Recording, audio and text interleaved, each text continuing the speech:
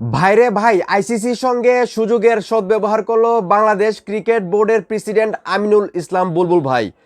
টি-20 বিশ্বকাপ না খেলার যে ক্ষতিপূরণ, সেইটার পাশাপাশি বাংলাদেশকে 2028 যুব বিশ্বকাপ আয়োজনের সুযোগ দিতে হবে, এমনটাই কিন্তু দাবি করে আসলেন বাংলাদেশের ক্রিকেট বোর্ডের প্রেসিডেন্ট আমিনুল ইসলাম বুলবুল ভাই। আপনারা সবাই জানেন গতকালকে কিন্তু পাকিস্তানে আইসিসি প্রতিনিধি এবং পাকিস্তান ক্রিকেট বোর্ডের একটা বৈঠক হয়, যেখানে বাংলাদেশ থেকে আমিনুল ইসলাম বুলবুল ভাইকেও নেওয়া হয়। আর কারণটা হলো আপনারা সবাই জানেন, মানে বুলবুল ভাইকে দিয়ে পাকিস্তানকে রাজি করানো। টি-20 বিশ্বকাপে আসলে আপনারা সবাই জানেন পাকিস্তান কিন্তু ভারতের বিপক্ষে যে ম্যাচটা বয়কট করেছে সেই ম্যাচটা খেলানোর জন্য।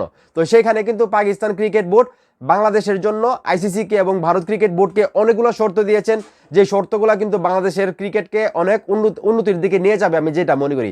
এবং সেইখান থেকে কিন্তু আমিনুল ইসলাম বুলবুল ভাইও আইসিসির কাছে কিছু ডিমান্ড রেখেছেন, যার মধ্যে এই ডিমান্ডগুলো আমার কাছে সবচেয়ে ভালো লাগছে। প্রথমত, বাংলাদেশকে টি-20 বিশ্বকাপ না খেলার জন্য ক্ষতিপূরণ দিতে হবে। কারণ আমরা সবাই জানি বাংলাদেশ তো টি-20 বিশ্বকাপ খেলার জন্য রাজিই ছিল, শুধু ভারতে যাওয়াটা সমস্যা ছিল নিরাপত্তা ইস্যুর কারণে। তো সেইখান থেকে যদি বাংলাদেশকে শ্রীলঙ্কার মাটিতে খেলার সুযোগ দিত, আজকে কিন্তু বাংলাদেশ টি-20 বিশ্বকাপটা খেলতে পারে। তো তার জন্য বাংলাদেশকে ক্ষতিপূরণ দিতে হবে, এটা একটা চাহিদা আছে। তারপরে কিন্তু যেটা বলো 2028 যুব বিশ্বকাপ আয়োজক হিসেবে বাংলাদেশকে সুযোগ দিতে হবে। আমি মনে করি সত্যি সত্যি যদি এই সুযোগটা বাংলাদেশ নিয়ে আসতে পারে, বাংলাদেশের ক্রিকেটের জন্য যতটা মানে ভালো হবে, এবং আর্থিকভাবেও কিন্তু বাংলাদেশ ক্রিকেট বোর্ড অনেক লাভবান হবে, আমি যেটা মনে করি। তো এখন এই মুহূর্তে যারা আমার এই ভিডিও দেখতেছেন, এই যে আমি বললাম যে আইসিসির সঙ্গে সুযোগে সদ্ব্যবহার করলো পাকিস্তান ক্রিকেট বোর্ড, পাশাপাশি বাংলাদেশ ক্রিকেট বোর্ড, তো এটা সত্যি বলছে কিনা, এবং আমিনুল ইসলাম বুলবুল ভাইয়ের যে দাবিগুলা এবং পাকিস্তান ক্রিকেট বোর্ডের যে দাবিগুলা, সেগুলো কি যৌক্তিক কিনা, আপনাদের কি মনে হয় সেটা অবশ্যই কমেন্ট করে জানাবেন। ভিডিওটা ভালো লাগলে অবশ্যই শেয়ার করবেন।